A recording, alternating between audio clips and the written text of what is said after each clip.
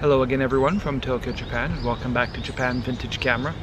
I'm coming to you again from Hinokicho Park in Tokyo Midtown. It's my second trip to the park today. Early this morning I was here walking my dog. If you saw some of my earlier videos, you might have heard that we recently got a Jack Russell Terrier puppy who is now 5 months old. And he wakes me up very early to go for a walk. This morning we were here at the park at 4:45 a.m. Which is quite early, but the sun comes up really early in Japan in the summertime. Usually it's around this time of year, it's maybe a 4 o'clock or so is sunrise. So we had a lot of light to enjoy our walk.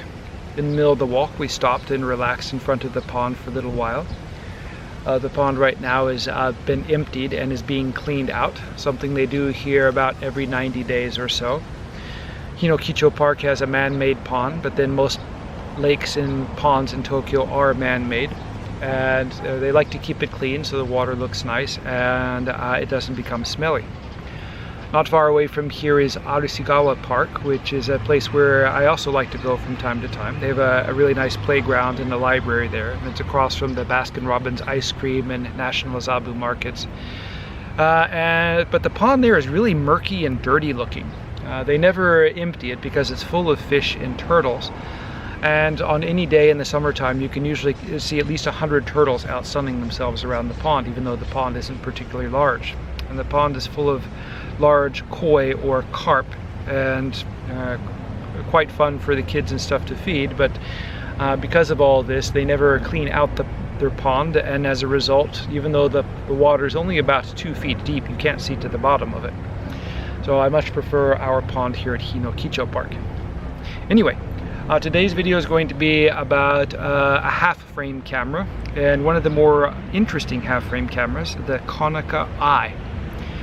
The Konica Eye was introduced in 1964 when the half-frame craze was in full swing here in Japan and was popular in other places. The half-frame format became popular because it was very economical. You could get twice as many exposures on a roll of 35mm film, which meant developing costs were cheaper. And printing costs were roughly the same, but at least you could save a little money on the film and developing. And Japanese, being very conscious about their spending and economical in most things, they were very happy with the 35mm half-frame format. The Konica Eye is quite an interesting camera and much more sophisticated and interesting than the other half-frame cameras it was competing against. First is the overall design, which is very similar to Konica's larger rangefinder cameras. It features the same leatherette and a similar control layout to their bigger cameras. Next is the lens. Konica used a very sophisticated 6-element hexanon lens. Konica usually had 2 different models of the lens, a Hexar and Hexanon, and the Hexanon was usually the more sophisticated and expensive, though the Hexar was still quite a good lens and a very good performer. The lens on this particular camera is a 30mm f1.9, which is quite fast for a half-frame format camera. But the half-frame format in 30mm focal length has kind of a tight depth of field, so it works pretty well. And though it looks like a rangefinder camera, it's actually a scale focus camera, and there's a scale visible on the top of the focus ring in both meters and feet, and also it's visible inside the viewfinder, which is a really wonderful feature that if you forget to look at the top of the lens to see where your focus is, when you're composing your shot and getting ready to take it, you'll be able to read the focus in the viewfinder. It features an interesting shutter system, which runs between 1/30th of a second and 1/800th of a second, which is quite fast for a half-frame camera with a selenium-powered meter. Most other cameras did not come with a range that good, and it has an indicator inside which shows which shutter speed is being selected. You have a aperture selection ring here where you can select from f1.9 to f16, and then the camera will select, working kind of like an aperture priority camera, it will choose the best shutter speed, which it can, to match your setting. It has a green B setting, which is like a bulb setting, but that's actually for the flash. And though the camera doesn't have a flash mount system to it, it does have a PC sync cable. And if you attach a flash using a bracket, you get a sync speed of about, I guess, 1/100th of a second or something like that. The controls and layout on the camera are quite simple and very similar to an ordinary Konica rangefinder camera. You have the film rewind lever here, which, unlike the knobs used on like the Konica S2 or S3, this one uses a pop-up one like the earlier Konica 3A models or Konica 3. And below that we have a black plastic button which you use to pop open the film door. And as I said, there's no shoot amount of flash. Next you have a window which shows the film speed which you have selected for the camera, and that is adjusted by pushing or turning this black dial on the back. The speed runs from ISO 10 to ISO 400, so it's a little bit limited there, but I generally shoot just either 100 or 400 film speed anyway, so it worked quite well for me. Here you have the shutter release button, which accepts a standard cable release.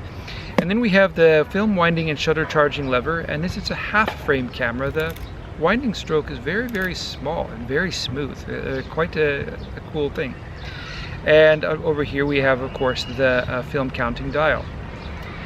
The front of the camera, of course, we have, as I showed you before, the ring which selects the aperture, bulb, and auto setting.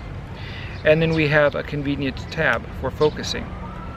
In the auto setting, the camera will select the best aperture and shutter speed for the front lighting situation, so it's basically a point and shoot camera in the auto mode. The selenium light meter doesn't require any batteries, so you never have to buy a battery for this camera. There aren't a lot of weaknesses with the Konica I camera. Many of these were sold compared to cameras like the Pin or Pin S or Pin EE series. I imagine these were probably quite a bit more expensive than the other cameras. A lot of the features which this camera have you find in other cameras like the Olympus Trip. The metering system works somewhat the same, and the control over the shutter speeds, except that you have a much larger range of speeds in the Konica I. And also, the lens is quite amazing with this 6-element lens. Most of the lenses in the half-frame format camera are a 4-element lens like the D Zuiko, which you find in most of the Pin series. If you're interested in shooting in the half-frame format, this camera is a really good choice if you can find one in good working condition. They don't really have a lot of weaknesses. They tend to work quite well. Nothing in these cameras is inherently trouble prone or will give you problems, whereas in some other cameras, for example like the Pin D can suffer from faulty light meters, the Pin S tends to suffer from sticky shutters, and other half-frame cameras have other issues. Though I haven't shot with the Konica I very much, from what I've been able to learn about it, that they're quite rugged and there isn't any particular issue which comes up to trouble photographers who want to shoot with one of these cameras. The design is quite easy to handle, easy to use, and doesn't require a lot of skill or practice in photography to be able to understand. I am going to be working on this camera and I'll be listing it in my Etsy and eBay stores. This thing really doesn't have much that it needs done to it. I'll remove the top cover and clean out the viewfinder and focusing system, and the glass window over the film counter dial has come a little loose and it needs light seals, but the light meter and shutter and everything appear to be spot on in it, so it won't need a lot of work. If you're interested in buying this camera or another vintage Japanese camera, I sell these in my Etsy and eBay stores. You can find links to my stores in the description below the video.